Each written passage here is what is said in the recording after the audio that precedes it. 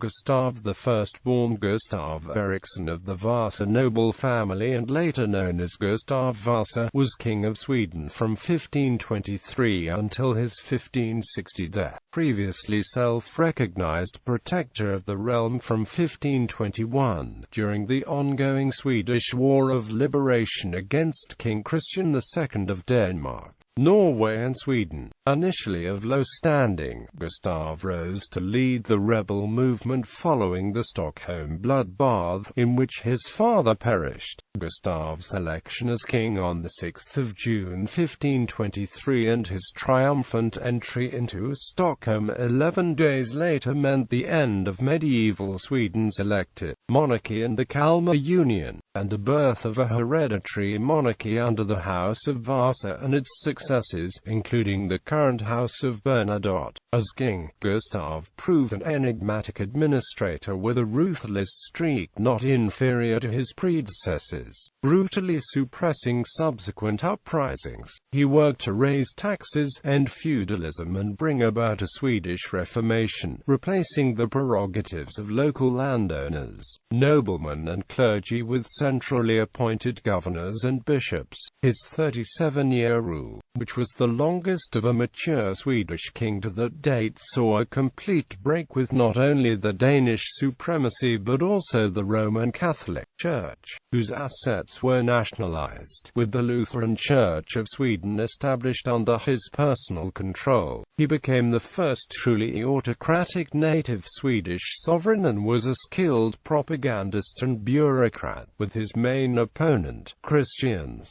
infamous mark as the tyrant king, and his largely fictitious adventures during the liberation struggle still widespread to date. Due to a vibrant dynastic succession, his three sons, Erik, Johan and Karl IX, all held the kingship at different points. Gustav I has subsequently been labeled the founder of modern Sweden, and the father of the nation. Gustav liked to compare himself to Moses, whom he believed to have also liberated his people and established a sovereign state. As a person, Gustav was known for ruthless methods and a bad temper, but also a fondness for music and had a certain sly wit and ability to outmaneuver and annihilate his opponents. He founded one of the now oldest orchestras of the world, the Kungliga Hovkapelle. Royal housekeeping accounts from 1526 mention 12 musicians, including wind players and a timpanist, but no string players. Today the Kungliga Hovkapelle is the orchestra of the Royal Swedish Opera.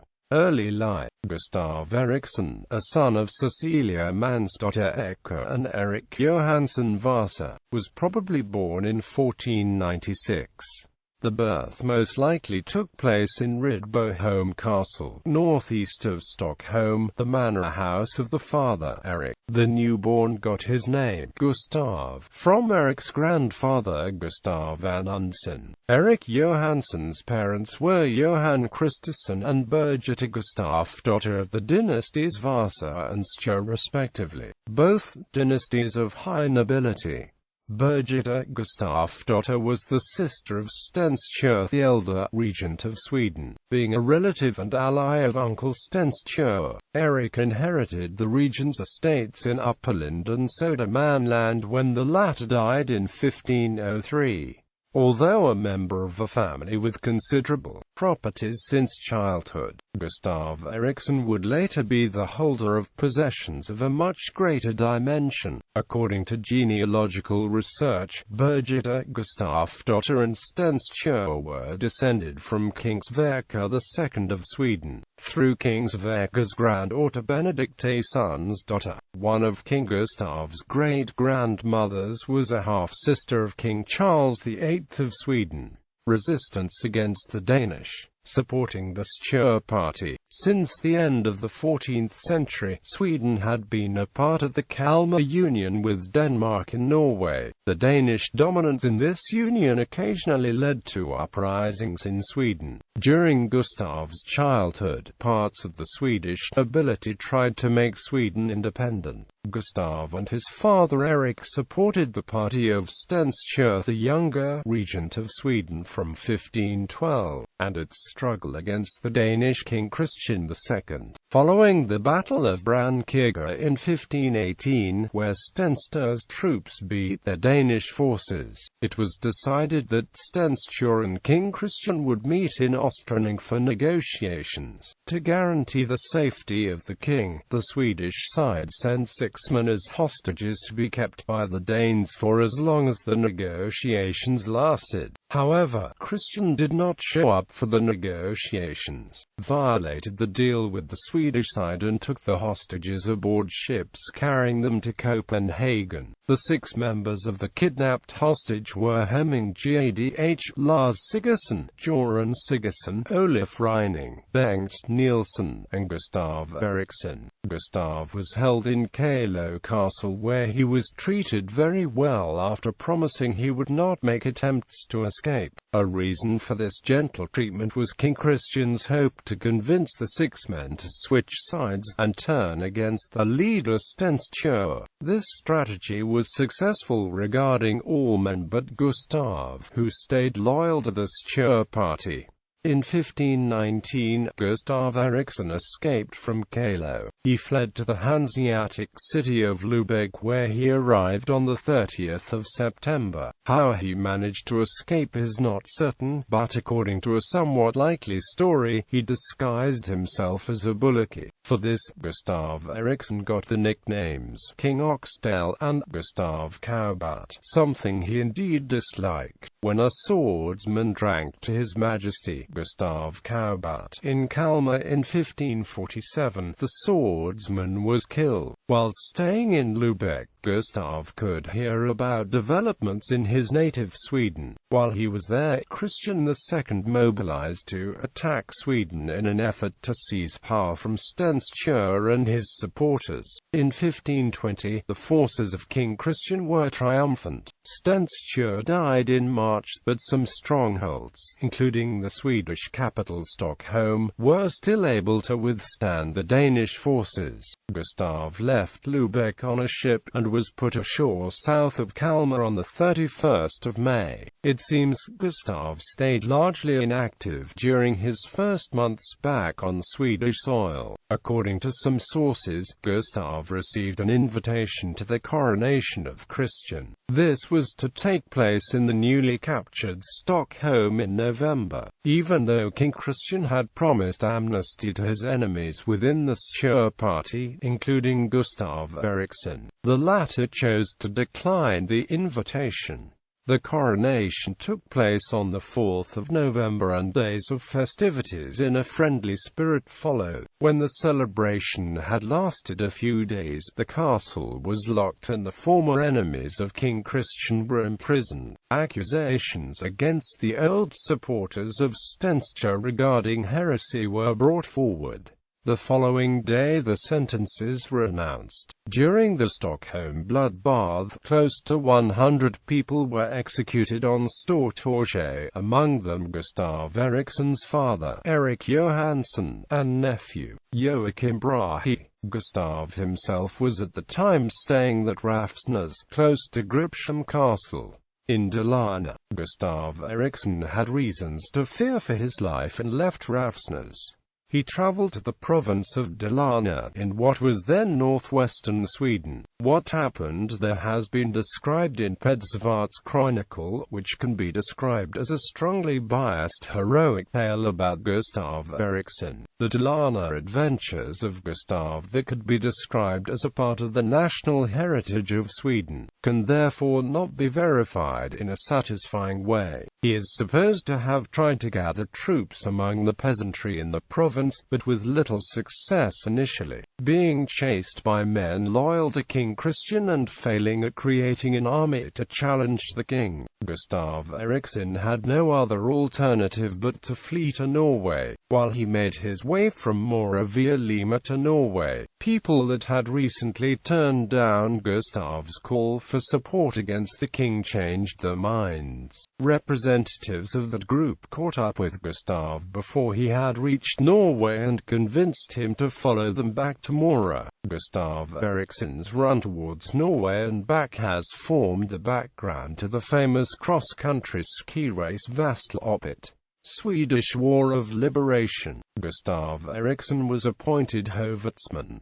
The rebel force he led grew. In February 1520 it consisted of 400 men, mainly from the area around Lake Siljan. The first big clash in the dissolution of Kalmar Union that now started took place at Brunnbäcks ferry in April, where a rebel army defeated an army loyal to the king. The sacking of the city of Vasa with it controlling important copper and silver mines gave Gustav Vasa resources, and supporters flocked to him. Other parts of Sweden, for example the Götaland provinces of Småland and Västergötland, also saw rebellions. The leading noblemen of Götaland joined Gustav Eriksson's forces, and in Vadstena in August, they declared Gustav regent of Sweden. The election of Gustav Eriksson as a regent made many Swedish nobles, who had so far stayed loyal to King Christian, switch sides. Some noblemen, still loyal to the king, chose to leave Sweden, while others were killed. As a result, the Swedish Privy Council lost old members who were replaced by supporters of Gustav Eriksson. Most fortified cities and castles were conquered by Gustav's rebels, but the strongholds with the best defences, including Stockholm, were still under Danish control. In 1522, after negotiations between Gustav Eriksson's people and Lubeck, the Hanseatic city joined the war against Denmark. The winter of 1523 saw the joint forces attack the Danish and Norwegian areas of Scania, Halland, Blekinge and Bohuslän. During this winter, Christian II was overthrown and replaced by Frederick I.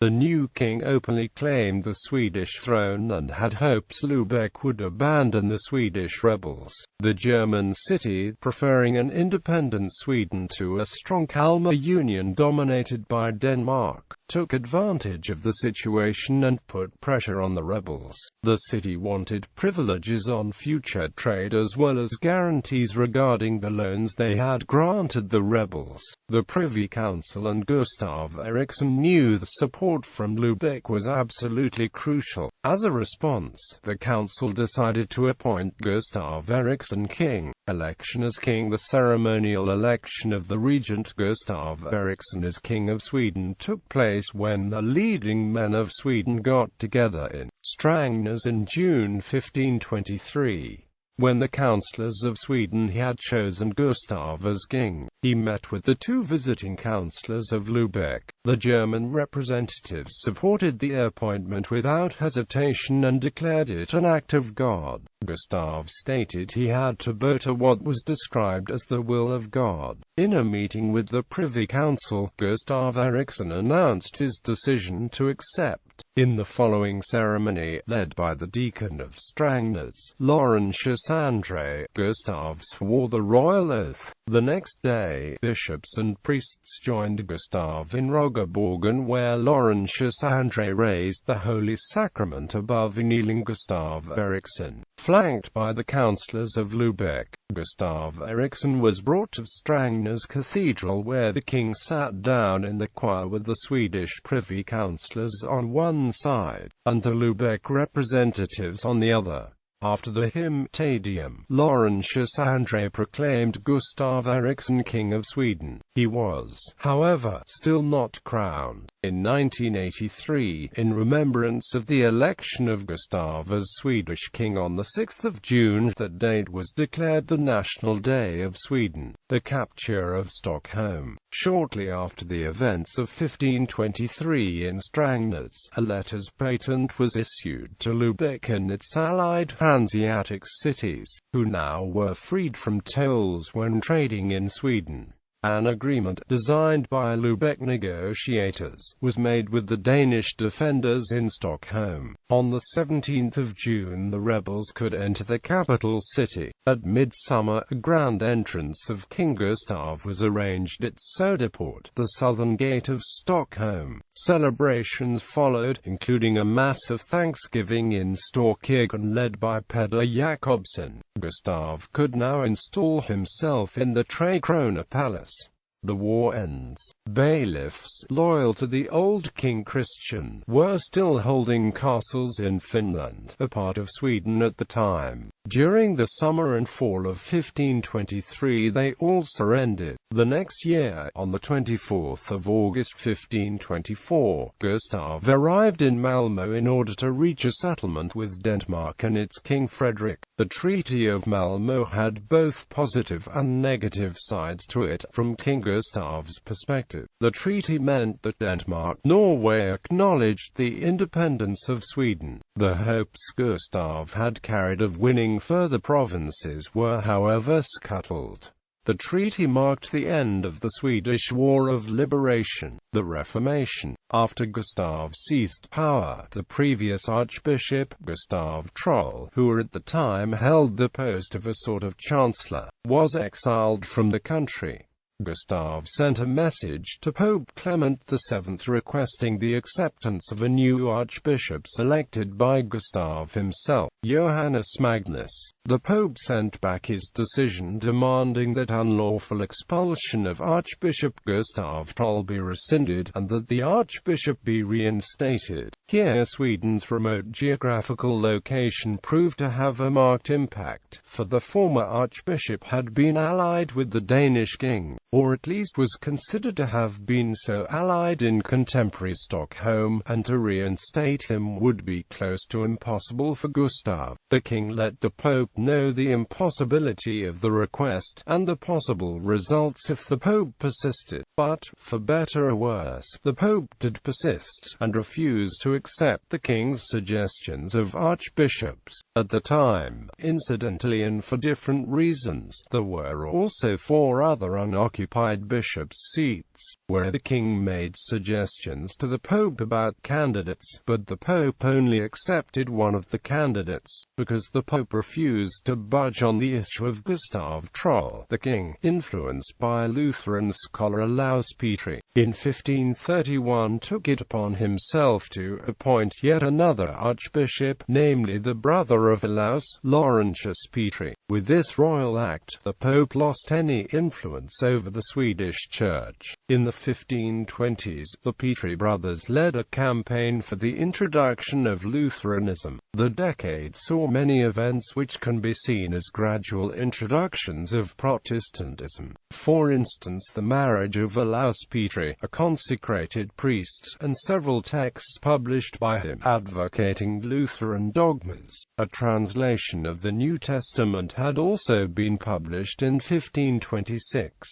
After the Reformation, a full translation was published in 1540–41, called the Gustav Vasa Bible. However, knowledge of Greek and Hebrew among Swedish clergymen was not sufficient for a translation from the original sources. Instead, the work followed the German translation by Martin Luther in 1534. Gustav I's breaking with the Catholic Church is virtually simultaneous with Henry VIII doing the same in England. Both kings acted following a similar pattern, i.e. a prolonged confrontation with the Pope culminating with the king deciding to take his own decisions independently of Rome.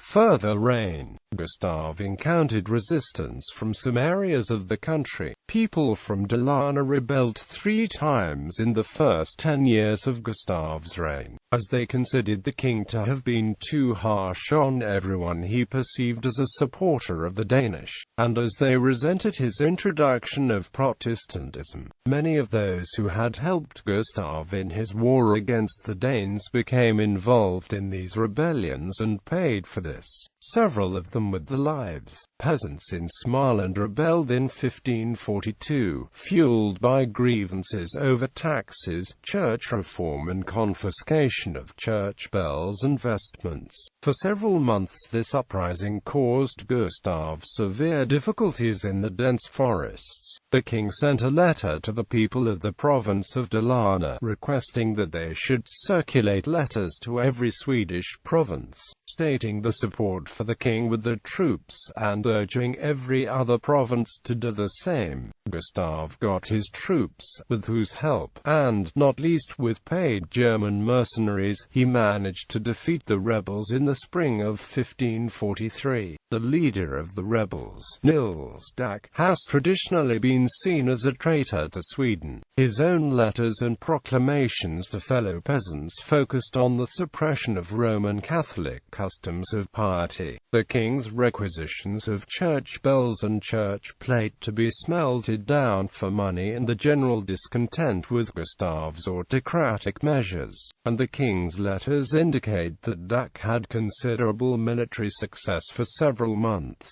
Historical records state that Nils was seriously wounded during a battle, taking bullet wounds to both legs. If this is true, his survival may have been surprising in view of contemporary medical techniques. Some sources state that Nils was executed by quartering, others that he was reduced to the state of an outlaw after recovering from his wounds, and killed while trying to escape through the woods on the border between Småland and then Danish Blekinge. It is said that his body parts were displayed throughout Sweden as a warning to other would-be rebels. This is uncertain, though his head was likely mounted on a pole at Kalmar. Modern Swedish scholarship has toned down criticism of Nils Dack, sometimes making him into a hero in the vein of Robin Hood, particularly in Småland. Difficulties with the continuation of the church also troubled Gustav Vasa. The 1540s saw him imposing death sentences upon both the Petri brothers, as well as his former chancellor Laurentius André. All of them were however granted amnesty, after spending several months in jail. In 1554 to 1557, he waged an inconclusive war against Ivan the Terrible of Russia. End of reign. In the late 1550s, Gustav's health declined. When his grave was opened in 1945, an examination of his corpse revealed that he had suffered chronic infections of a leg and in his jaw. He gave a so-called last speech in 1560 to the chancellors, his children and other noblemen, whereby he encouraged them to remain united. On the 29th of September 1560, Gustav died and was buried in the Cathedral of Uppsala. Heritage. Gustav's heritage has been disputed. In 19th-century Swedish history, a folklore developed wherein Gustav was supposed to have had all kinds of adventures when he liberated Sweden from the Danes. The memory of Gustav has been honored greatly, resulting in embroidered history books, commemorative coins, and the annual ski event Vasaloppet. The city of Vasa in Finland was named after the royal House of Vasa in 1606.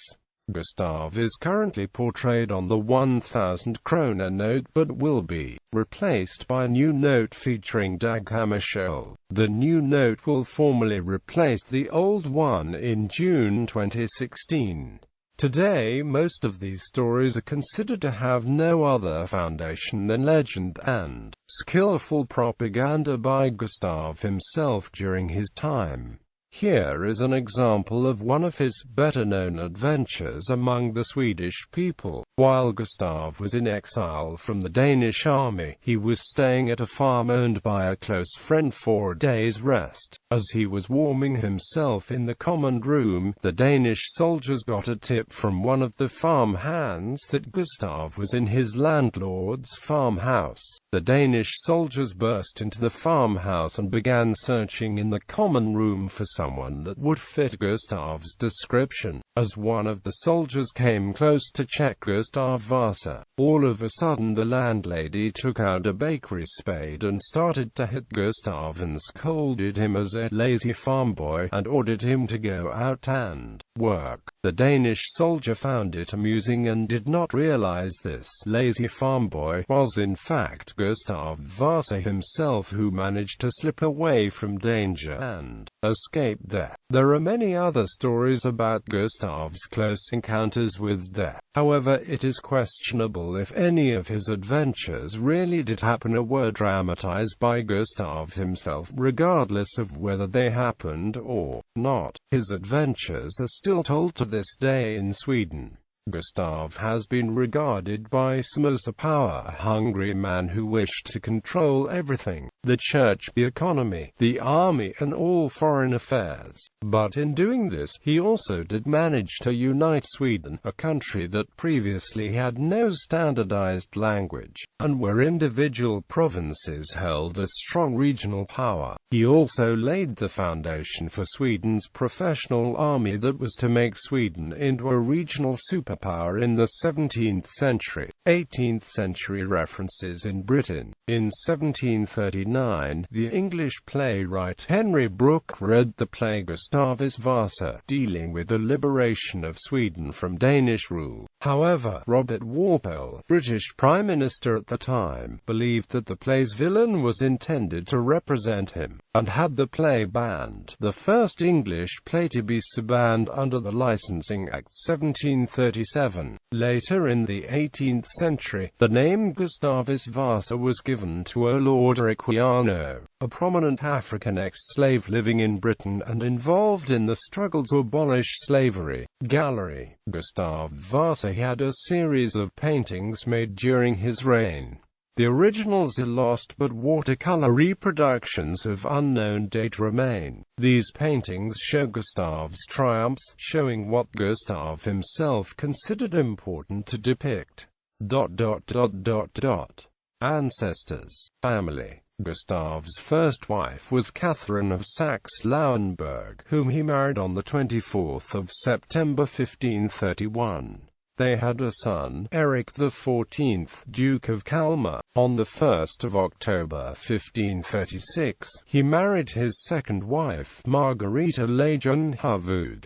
The children were John III, Duke of Finland, Katarina, wife of Edzard II, Count of Ostfriesland, a grandmother of Anna Maria of Ostfriesland and great-grandmother of Adolf Frederick II, Duke of Mecklenburg-Strelitz, Cecilia, wife of Christopher II, Margrave of Baden-Rodemachern, Magnus, Duke of Östergötland, Karl, Anna Maria, wife of George John I, Count Palatine of Veldenz, Sten, Sophia, wife of Duke Magnus II of Saxe-Lauenburg, Elizabeth, wife of Christopher, Duke of Mecklenburg-Gladbach, Charles IX, Duke of Södermanland, at Vadstena Castle. On the 22nd of August 1552, he married his third wife, Katarina Stenbock.